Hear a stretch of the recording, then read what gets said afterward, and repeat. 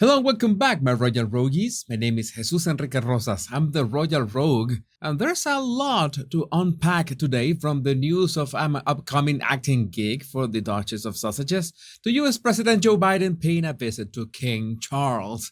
The first affair we need to talk about today is that the United States authorities refused again to release details of Prince Harry's visa application after drug use revelations, citing his right to privacy despite his life in the limelight at a six-part Netflix horror commentary with the wife.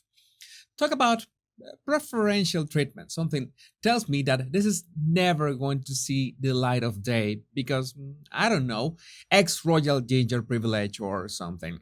Maybe they think they could kickstart a third world war or something. Which is pretty much any given Sunday at Montecito. And the opinion of some royal watchers is that the US government probably doesn't even have the records of Harry entering the country the first time. Back then, with Maxit and all this stuff, they did not realize that he was not coming as a working royal, but as a private citizen. Mix that with COVID protocols, and that could be a big mess. And, well, let's just say that I've seen enough movies which involve US government agencies.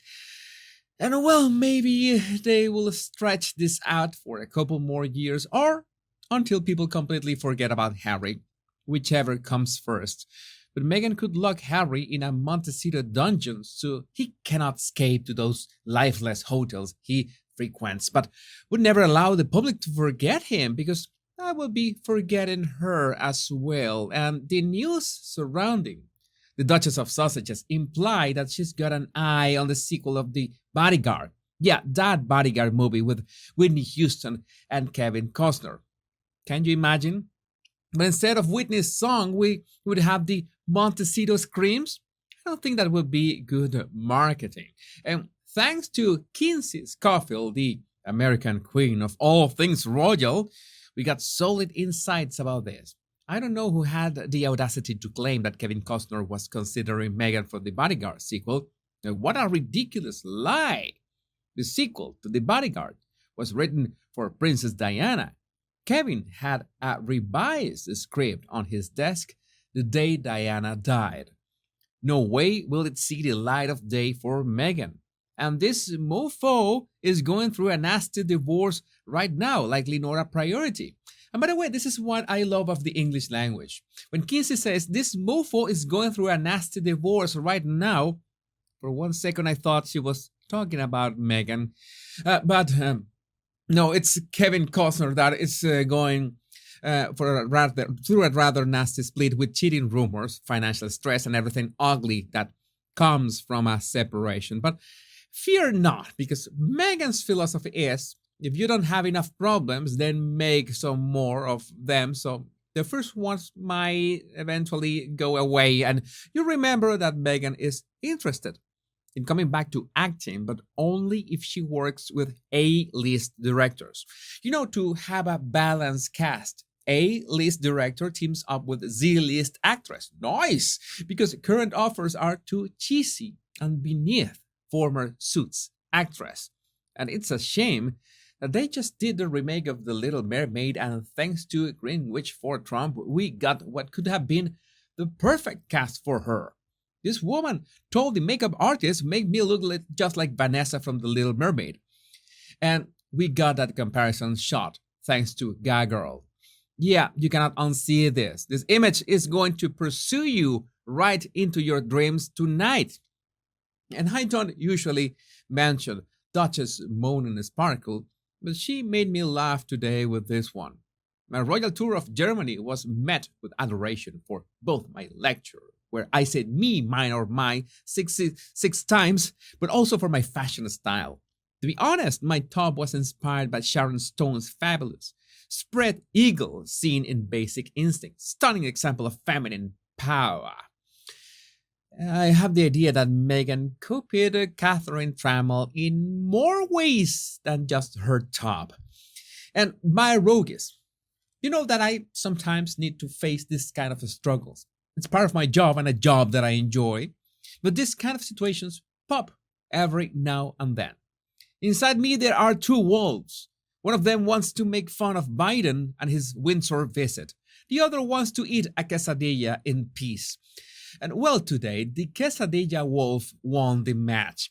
So I am not going to mention that US President tried to have a chat with the Welsh guards. You can imagine how it went until King Charles just nudged him. But I noticed that some were claiming that Biden had broken protocol by touching the monarch.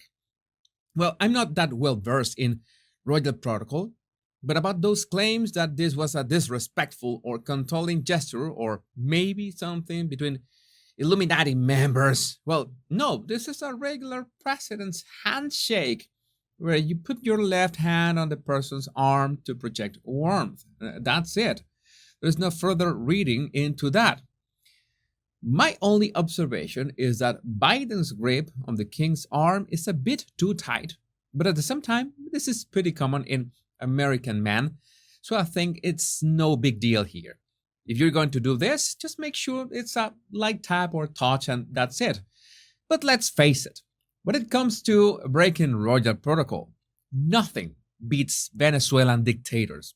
I still think about this moment when Hugo Chavez, the guy who destroyed my country, further embarrassed me making this gesture implying that he wanted to give the queen a hug. I cannot describe the amount of secondhand embarrassment that this image and the video, which I am not going to show you, produces in me. It's like my soul wants to apologize to all the British people in behalf of all the Venezuelans who, yes, we are quite physical. We hug, we touch, we get close to people. That's how we are. But everything has, its moment. And no, this was not it. Maybe a few years later, Meghan decided to lift a page from that embarrassing moment in history just for shock value. And the story goes like this. The guards would greet her and walk her in, says Bonnie Hammer, who is chairman of the NBC Universal Cable Network. After the first couple times, she started giving a hug to the guys, which wasn't exactly protocol. And at some point, somebody said to her, well, people don't really do that. She literally said, I'm American. I hug. And as I mentioned a minute ago, because the English language can be fun, but at the same time a mess, with words that are pronounced quite similar. So that's why I thought that Meghan was saying I hug, which well means to take or use more than your share of something. Yeah, that sounds like Meghan. And there's also the sounds of Emmy Awards thanks to J.E. May. Are the Emmy Awards in Meghan's future? Nominations for awards will be announced this Wednesday, July 12th. It will be a big feather in Meghan's cap if her Netflix documentary is nominated for an Emmy. Neil Sean reported the awards show wants Meghan to present an award alone without Howie. I would love to know what do you think about this in the comments. My Royal Rogues, it is my greatest pleasure to make these daily videos for you, and all you need to do to keep me inspired making them is clicking the like and subscribe buttons. It's that easy and free. Remember the two most important words: much love and bliss.